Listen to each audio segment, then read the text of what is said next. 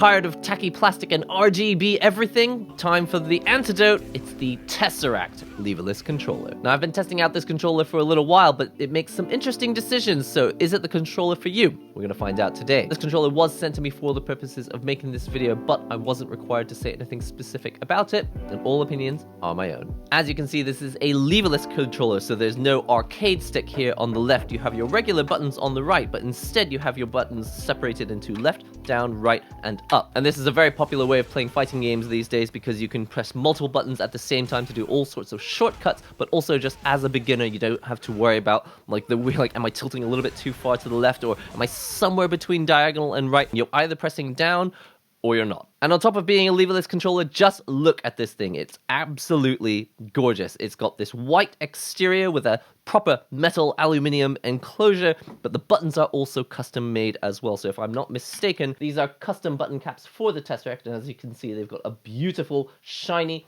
gold finish. And while I've got the button removed, you can also see that there's a chalk low profile V2 key switch underneath. Hot swappable, they're not soldered in, you can actually just pull them straight out. You probably shouldn't pull them out at an angle the way I did because you might break them. Now, since these are custom button caps, they go against the grain of traditional arcade buttons. They are concave, and the reason that concave buttons are quite popular with leverless controllers is that people like to use them like a traditional PC keyboard. They can just leave their fingers on the buttons and then their fingers just kind of stay in the right places. They kind of get sucked into the right position because they're concave. The other main feature of this controller is that it has 2 extra buttons. A lot of leverless controllers are shipping with 3 extra buttons, but honestly, I only really need 1 extra button down here. I don't really need all of the other ones there, just kind of bonus to me. But if you do like to have like an extra action set to your left hand pinky, there's an extra button over here. Another interesting decision that was made for this controller is that all the key switches in here are clicky. Now, personally, one of the combinations I like the most is having clicky switches on the left and linear switches on the right, or just linear switches completely. But having clicky switches for every single button, when you first turn this thing on, you're gonna love the feel because it's just addictive to press clicky switches. If you've never played, come on, if you play fighting games or if you own a keyboard, you've pressed a clicky switch before and you know how addictive it is. And those are the main features of the Tesseract, but what's more interesting about this controller is, one, it uses the GP2040 CE firmware, which is free open source firmware that you can completely customize to your liking. It's incredibly powerful, and it's inside running this controller. The second thing is that this is not made by a big corporation. The Tesseract controller, as I understand it, is made by a guy who plays Street Fighter, he couldn't find a controller that was exactly the design that he liked, so he made one, and lo and behold, everyone else loves the controller that he made as well, so he sells it and makes it available to everyone else. This thing is absolutely beautiful, and in my opinion, this is like the antidote to all of the other controllers out there, because you've got matte black controllers. So every official company coming out with a leverless controller is making it matte black, and they all look exactly the same. Even the copycats kind of look exactly the same. But the other side of that is not matte black, but clear plastic with RGB. What I love about the Tesseract is that it's like, I'm here to be a Tesseract. You could put some stickers on me if you want, but you probably don't want to, because look how beautiful it is in its default state. Now, as it is being manufactured by an individual, it is going to be more expensive than the sort of cheap knockoffs that you find on e-commerce sites everywhere these days. You can buy a leverless controller for $50. If you really want to get the cheapest possible controller that still is actually quite great, you can get one for about $50. But this controller here is $229, and then I think you probably pay somewhere between $10 and $15 for shipping to whichever state you live in the US. So on the surface, there's everything to like about this controller. Customizable firmware, it's run by an individual, you're supporting someone in the community who's making something cool, and it's also the antidote to all the other controllers out there just because it looks beautiful. We don't really get to see a lot of gold shiny buttons anymore because everyone's gone for like clear plastic buttons with RGB lights or black matte plastic. I really like that it's kind of breaking the mold a bit. Now, if you're actually completely new to leverless controllers, I have a separate video which I'll link below, which gives all the background details on like these custom firmwares and what are the intricacies and things that you might have to deal with if you buy a leverless controller that's not officially licensed, because this is made by an individual using open source firmware, which means that it does not work on PS5 or Xbox Series X straight out of the box. You'll need to use an adapter. And the one that you need to use for the Tesseract is something like this, a Brook Wingman FGC or something else. But if you're playing on PC, the 2040 firmware is perfectly fine and you won't get timed out. So what are you actually getting for your money, and is it actually a good controller? Basically, I have very few complaints about this. I think it feels lovely to play with. It's got a really usable layout and it has got extra buttons and they feel really good.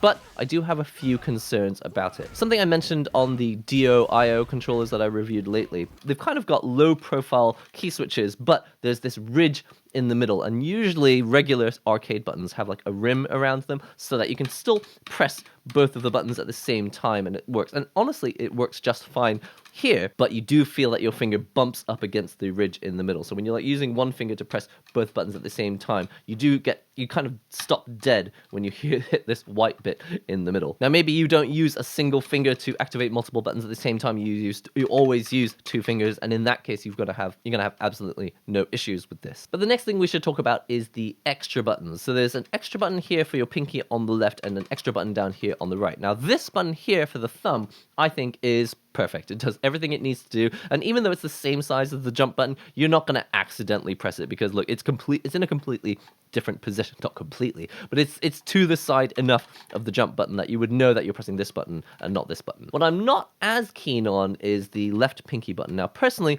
I'm just not a left pinky player. I like to have my left hand set to left, down, and right, and like nothing else. I don't even jump with my left hand. I jump with my right hand, which I think is kind of the more standard way to use a leverless controller.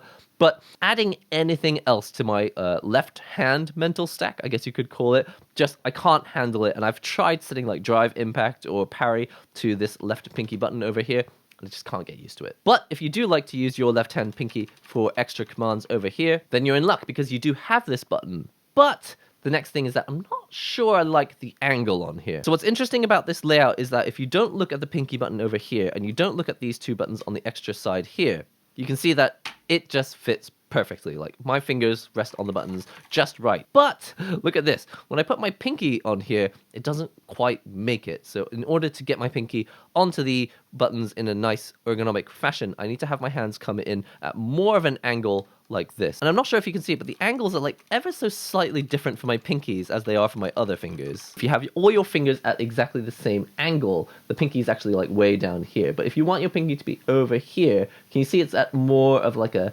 straight angle? It's not quite curved out. It's not the end of the world, but I'm just saying that naturally my fingers kind of fall down on the keys and they kind of miss the pinky button over here. Now I've got this controller here on a table right now and it works very well because it's a very flat, it's not the flattest controller out there, but it's a very flat controller. So even if you rest your hands on your desk like this, you're not like lifted way up over onto the controller. There are some really thick leverless controllers out there. Because it's nice and thin, it works perfectly on a desk even without a wrist rest. But another thing is that it is wide enough that it feels actually okay on your lap. Like with my legs this far apart, it's okay, but obviously like any of these tiny controllers, if you go a little bit too far, it will just slip in between your legs. Now, honestly, if you like the look of this controller, I think you're pretty safe to just go for it because it does everything you need. Plus it has nice extra buttons if you want to use them and customize them for macros in games like Street Fighter that allow it. But there are a few design decisions which have made it a little bit less flexible. The first one is that it's got a single USB-C port. It means that you can't plug in another controller as an authentication device. Other controllers using the same firmware, because they've got a second or even a third USB-C port, you can use them to plug in like an old cheap official licensed arcade stick that can be used as an authentication device, or even you can buy one of these like Magic Boots authentication like USB dongles and slide that into the side here. Your only option with a controller like this, because it's got a single USB-C port, is to use the Wingman FGC or similar converter. The other thing that's kind of a shame is that there's no screen on this controller. Now, aesthetically, I think it's fine without a screen. I'm never really customizing my controller on the go so much that I need a screen anyway. I only mention it because the open source firmware that's running on here is compatible with having a screen that can show you lots of useful information about it. The last thing I'll probably say is that if you're buying this as a gift and they've never used a leverless controller before, they need to be prepared. Maybe check out my other video that I'll link below on what to expect when it comes to these open source firmwares. Because as you can see on this controller, we've got the directions, but who knows what these buttons are. Like, if you have never used a controller like this before, how would you know that this is square, triangle, R1, R2, L1, L2, and that actually this extra button over here is L3, and this extra button over here is R3?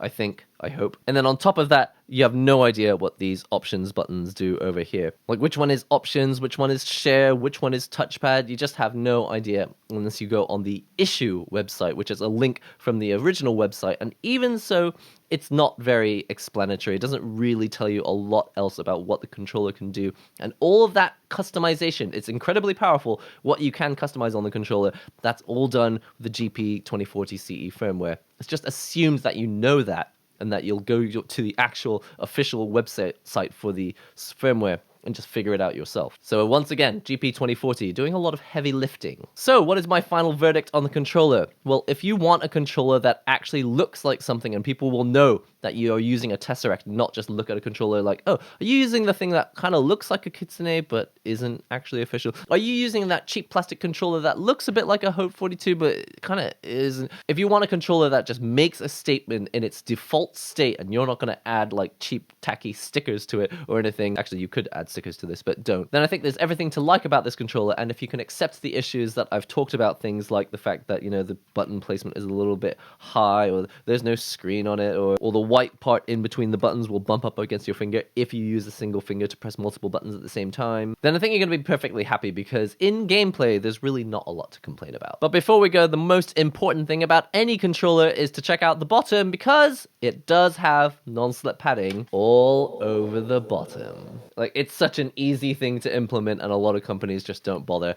Not that it's actually very effective though. It does kind of, it still just kind of spin around because it's really flat. Anyway, that's all for the Hypercube Pro by Tesseract, which I always thought was a magical stone from the Marvel Cinematic Universe, which turns out to actually be a 4-dimensional shape, which like my mind can't even imagine. Anyway, Tesseract, Hypercube Pro, neither of these names sound like fighting game controllers, but in fact they are, so now you know. I hope you've enjoyed this video. If you want to find out more about leverless controllers, definitely check out this video next, where I go into all the details and everything you need to know.